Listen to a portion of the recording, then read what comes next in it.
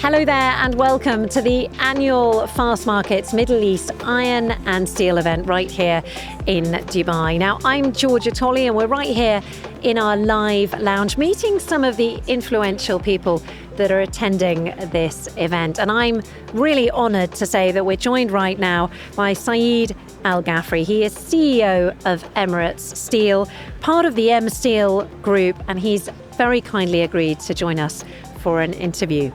Thank you. Saeed brings over 21 years of experience in the industrial sector. He has a really impressive track record at Emirates Steel. He's held several roles, including CCO, Chief Supply Chain and Planning Officer, and also VP of Procurement and Logistics. He's also been a driving force behind the establishment of EMSTEEL Group, about which we will learn a little bit more shortly.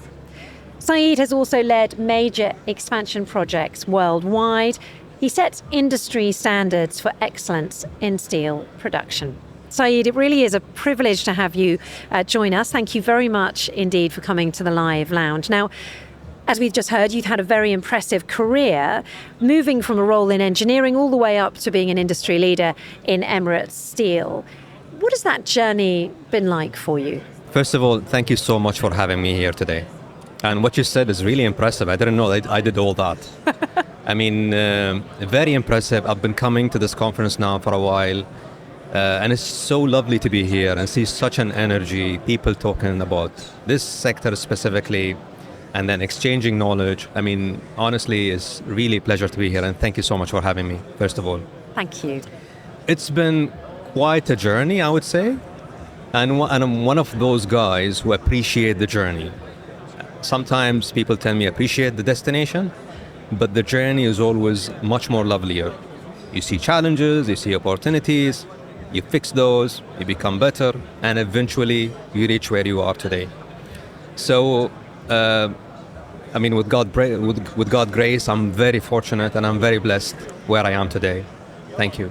I have to say that you clearly have key qualities that set you apart as a leader. You know, everyone who's worked with you speaks about what a great role model you are. What do you believe are the key qualities that actually set exceptional leaders apart? You know, how do you strive to differentiate yourself, for example? That's a good one, actually. You know, a long time ago, not a long time ago, I mean, a few years ago, I've done an assessment where, you know, it just measures your, let's say, your strength and areas for improvement, more or less. And one of the things that came or stood, and it still stood for me because I've done a couple assessments afterwards, is, you know, it's always good to be visionary. It's always good to look beyond. And the more you're looking beyond, the more you're looking forward, and the more you're challenging the status quo, the more you become better. And specifically now, you live in a time where, you know, things change quickly. What happens today will change tomorrow. And technology has been behind that. So technology, the technological impacts and the changes today are obligating us to change. And if we're not visionary and if we're not looking forward, we'll be stuck where we are today. So one of the things that I personally love to do, and probably my team is very much challenged with it, is challenging the status quo. And I do that a lot by asking questions. Sometimes they feel it is intimidating, to a certain extent, but it really sparks people to become better, to think beyond the norm, and become much more ready for the future. So I think one of the main aspects for leadership today is to think beyond. And that's something I would bank on big time today as we speak. It's interesting you talk there about challenging your employees, because looking through your biography, I know that you're an executive wellbeing leadership coach for C-suite and senior leaders. Not necessarily something I would expect for someone who runs a steel company. Can you tell us what inspired you to take that training? So back in 2012. Okay, a while back. So a long time ago, I wanted to, I always had this passion to support people and bring the best in them. So it's been always in me, whether it's employees, my family to a certain extent, not my kids because sometimes they don't believe in what I say. But again, but I always had that in mind. And then I was like, probably I should be more into coaching and I would learn about it. But I was so busy at that time with my MBA and we were going through a lot in the company. So I chose not to pursue that.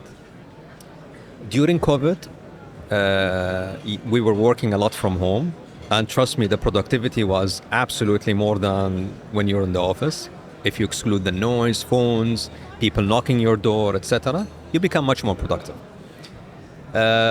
And the flexibility aspect of it really made me go into this coaching certification. And to be honest with you, someone told me take it and I took it. I really didn't do any homework behind it, but I love the concept when it comes to that. And it's all about how can you bring the best in people? How can you unlock their potential? And I've learned a lot from that certification. One of the things that I learned is to listen more. So I've learned what listening means. And I was really surprised that, when you do coaching, 80% of it is just listening because you're trying to observe what the other person is telling you, whether words, whether it's body language, or whether it's everything around that person. And sometimes you would ask the right question when you notice these things. And that all comes when you're in a state where you can listen, where you're much more present and you can listen much more better. So I would say listening and being present really helped me today in my job. And it made me even much more better as I speak. So I was trying to help people by taking the certification, but eventually I saw that I've learned a lot from it. What are some of the key well-being strategies that you have found to be successful for yourself? Because I feel like the two, the coaching and the well-being, go hand in hand. Yeah. When I look at a person per se, there are 4 things that really support in what you want to do. The first one is how physically strong you are. Like, are you taking care of yourself? Do you exercise? Are you exercising in the right aspect? Some people go to the gym for 10 minutes and then they feel maybe they're gonna be stronger. But when you're under pressure, what works is usually your heart. So your heart should be much more stronger, especially under pressure. When your heartbeat is basically high, you need to sustain that stress. So the physical aspect of it, the mental aspect of the things, which is basically how could you be resilient, how can you be tolerant, how can you do that, how can you be patient. And these stuff are very much cognitive. It's all about the brain. So these 2 things, in my opinion, if you have those, it will make you much more stronger at work. And I do believe that everyone in the world, they are what they are today because of their well-being aspect. It's not anything else. They're stronger and they've got the mental capability to do it. And then you've got the other aspects of, let's say, emotional relationships. Do you have a good relationship at home? Because it helps a lot. And that's why when you go to work, it's good to ask your employees, how are you doing? What are you doing at home? Are you feeling good? Do you need any support? I mean, it may sound to some people that it's a bit not the way we should manage, but at the end of the day, these people are also, they're human beings. So we need to understand where they come from, what's really happening with them, how can we support, because the more we support our employees, the more we will get more stuff with them. It will be much more productive. And that's why I feel well-being is really key in any corporate today, as we speak. You must be a source of inspiration to many of your sort of staff members, not least because of everything you've just indicated, that you create this supportive environment in the workplace. But who inspired you? Because it's always very interesting when you meet someone of your stature to find out, whether there's been someone who helped you along the way, whether maybe you've been inspired by a particularly challenging moment in your life. I mean, a lot of people just comes into my mind now when you say who inspired. A lot. And, I'm one of those people who like to be in the passenger seat. I like to see, I like to witness. People think that I like to speak, but honestly, I enjoy listening and seeing people. and I've learned a lot from mentors, and I've been very fortunate to be with them in the same room. From the time I was an engineer to today, for example, one of the things that I was struggling with is patience. And my group CEO, who's my boss and a very close, I would say, brother to me, he is the most patient person in the world.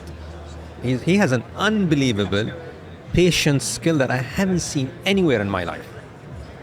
And honestly, I've learned that from him.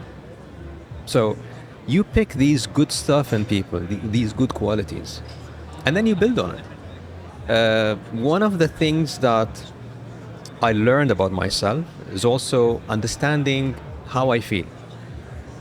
And that came from my very dear yoga teacher. She's a very dear to me, and I've learned from her a lot.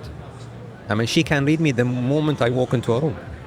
So there are some skills, there are some capabilities that not necessarily you get it from famous people, etc. But really it's how you grab that and use it to your advantage. So there's no one actually that comes into my mind. But again, a person that I have his picture in my office is the late Sheikh Zayed bin Sultan. I mean, anytime I see his picture, I don't know, I feel very close, and I feel how could this person transform this country into where we are today. So a lot of people just comes into my mind when you talk about that. It's very interesting there that you raised how the country has developed exponentially over the years. And of course, that growth has partnered with Emirates Steel's growth. How do you think that leadership, how do you think that development has actually supported the growth and innovation within Emirates Steel and of course across the rest of the region? I mean, look at the UAE today. I was just talking to someone before I come to you today, and we were talking about how much the UAE is advancing in terms of technology and innovation. And we're comparing it to countries 10 years ago, even 5 years ago. They were in a much more better state than the UAE. So when you are in a country where the leadership is driving innovation, you have no option but to innovate. You have no option but to innovate. And just remember what I just said. If you don't innovate, you'll be eaten up by competition. And that's what the UAE is all about. The UAE is about fair competition, and it's all about people coming to this place and collaborating and sharing knowledge. So if you're not innovating today, then it's not going to work. Look at what we've done today in, aside from the talk, look at what we've done today in EMSTEEL and Emirates Steel specifically. You know, when I go to Europe, for example, people are really setting the benchmark for Emirates Steel today in the steel industry. So everyone, whenever they hear Emirates Steel, they know that it's the benchmark. All the awards we're getting today, recognized by the World Economic Forum, from top 5 steel producers in the world. This steel small company somewhere in the UAE is driving that. It's just amazing. So this tells you that innovation is really part of us, and it's in our DNA as we speak. In your view, what is the most important trend that you see shaping the future of the UAE and I suppose the wider GCC? You mentioned there how fast innovation happens in this region. Yeah, I think the trend that I see that everyone talks about, and by the way, yes, innovation is very important, but you see today a lot of investment in people as well. So the way I look at it is, innovation is important. However, investing in people is even much more better. You need people and you need innovation to complement at the end of the day. And that's the trend I see in the UAE a lot. I see that the leadership is really interested to basically integrate as much as possible from the UAE nationals, and look at what they've done. They're attracting startups, they're attracting people, they're attracting young, intelligent brains to come in the UAE, invest, create startups. Why they're doing that, you think? just to just to embark that innovation and spark it up. And that's very important. These two come together, in my opinion, and I think that's the trend going forward. You have over 2,000 team members yourself. So what is your strategy for creating that atmosphere, that spark within your own company culture? See, I think I've been a CEO now for a year and a half. And, when I started, I was like, what culture do I want to see in Emirates Steel? And the moment you start with that question, then you would understand what is really needed. You can't just copy paste some specific culture from somewhere. It has to suit where you want. We've got, I hope I'm not quoted right, we've got over 55 nationalities. Different people from all over the world, different scale. A dominance in an English language. People who English is their second language. And in the same time, you want to build a company which is the benchmark. So what we've done, we've worked on a program called IBDAع. And the idea from this, and IBDAع means innovation. And again, when I say innovation, it could be a very small thing that you do, and it's innovative. It's not necessarily something that you're going to reinvent the wheel or create another electrical car. No, it could be a very small thing, but it's very innovative and it's creating an impact. And that's the idea. Now, we saw that by having such a program called IBDAع, we will have the culture that we aspire to have. And that culture is around three things. Is around accountability, like you own it, and you're gonna be behind it. You don't need me to tell you what to do. You're intelligent enough, and you can do it. So own it. The second thing is people. How can we develop people? What can we do for them? How can we be close to them? And we've done a lot of engagement surveys, etc., to ensure that we have the right fit for people when it comes to that. The third one and the last one is innovation. How can we use technology in our processes today? Can we have AI? Can we have more machine learning? What should we do? Because these AI technology is very important. It would help you with your operational excellence, and it would support any advancement in, let's say, best practices, etc. So the culture program we have in place today really works on these three things that we want to do. You've already seen such exponential growth. How do you protect that growth mindset? How do you foster it within your workforce? How do you stop them resting on their laurels? To be completely honest with you, every day I walk into the office, I say, that's it. We're not gonna grow anymore. But you can't. You have to grow, and that has been today the theme for our company today. We want to grow, but we want to selectively grow. We don't want to grow just for the heck of growing, because that's not the name of the game today. You have to grow in niche sectors. Now, if you look at where we are investing today, or where we try to grow, is in, let's say, sustainability. Today, we announced a new pilot project to produce green steel, which is a very minimum carbon intensity steel made from hydrogen, made from green hydrogen. And that's very innovative. And we know that this is going to be the trend going forward. And that's back to your question, where how can we grow? How can we protect our growth? And by having that, we are really banking on the future. The second thing we're doing today, and we are banking on that, is the collaboration. We're basically now not thinking local, but we know that by having more international partners, like today we have a partnership with JFE Japan, Steel Japan, and E18, which is a very famous Japanese trade house. We're working with them to establish a first-of-a-kind hub to produce a very low carbon steel. I know probably you don't understand what I'm trying to say, but it's really something unique for anyone who's in steel. And they will be like, wow, these guys are doing this.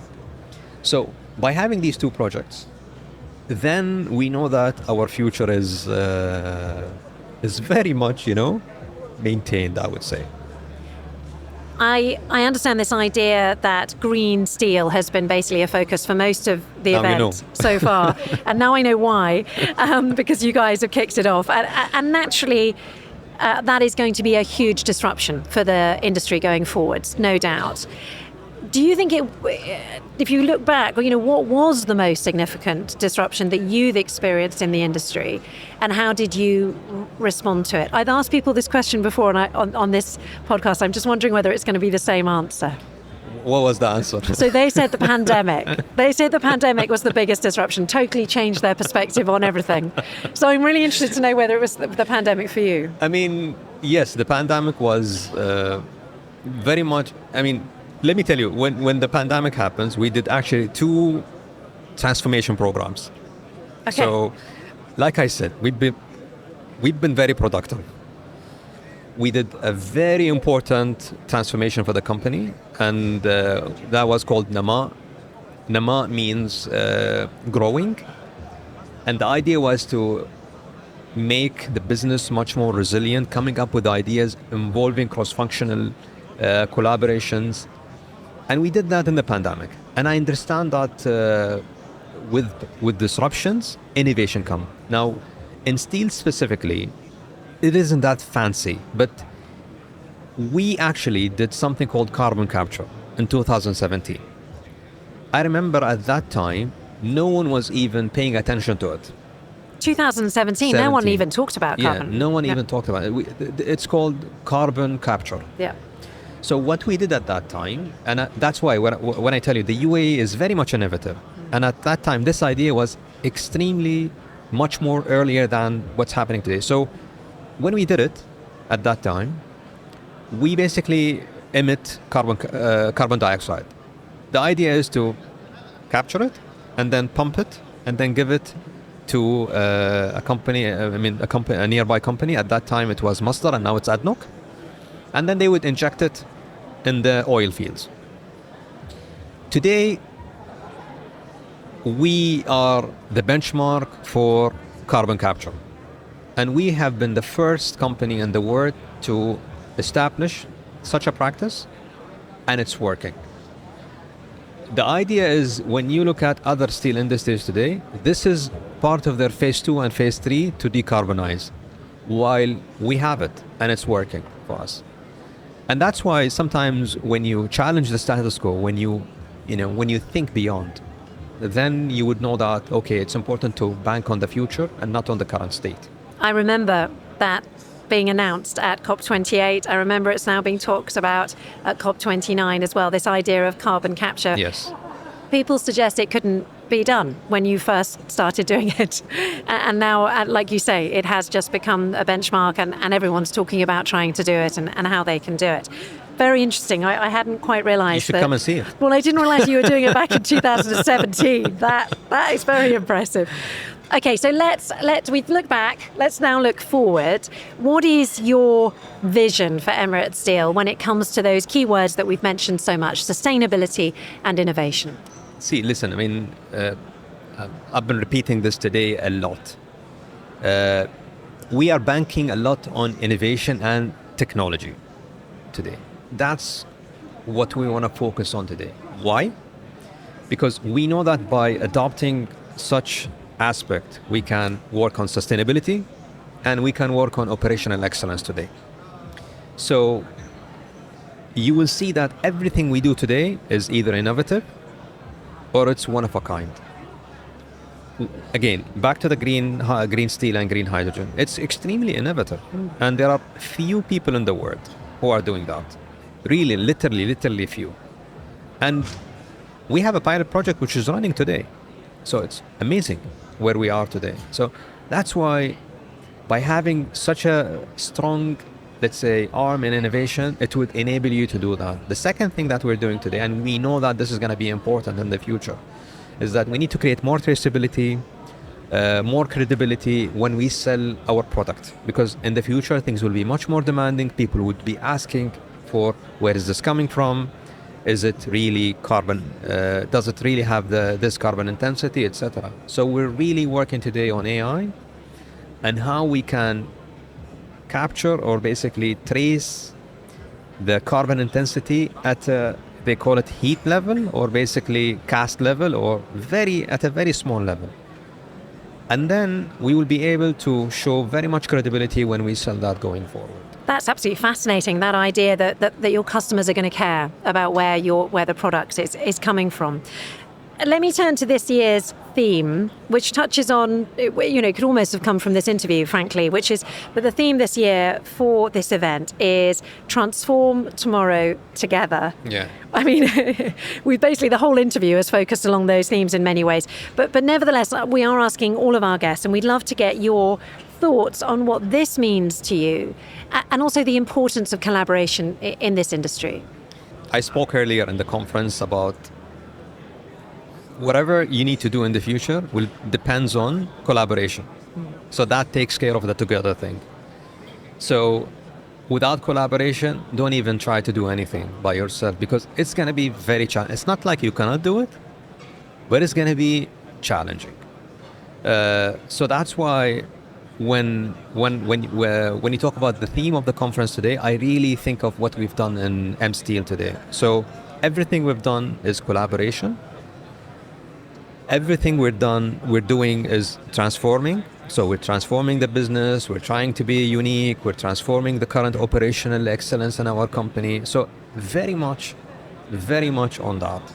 And then we're thinking about tomorrow, because, everyone today is thinking about having a brighter future, having a much more sustainable future. And that's what we're trying to do in EMSTEEL today. We're using more recyclable material. We are diversifying our energy sources from the current one to much more renewable energy, and 80% of that today is coming from it. So again, it's all about transforming, it's all about tomorrow, and it's all about together when it comes to Emirates Steel, EMSTEEL Group. Thank you so much, Saeed, for sharing your very valuable insights. It's been an absolutely fascinating interview. We really, really appreciate your time. And I know everyone listening here around the lounge has also enjoyed it. And if you're tuning in later, I'm sure you've enjoyed it as well. And I would really recommend that you make sure to subscribe so you don't miss a single episode. So thank you very much indeed. So I'm just going to remind everyone watching that, of course, you can catch up on all the other episodes on all of the places where you get your podcast, be it YouTube, Spotify, Amazon, or of course, Apple. And if you'd like to learn more about the other events in the steel and commodities market, then please do head over to our events section at fastmarkets.com.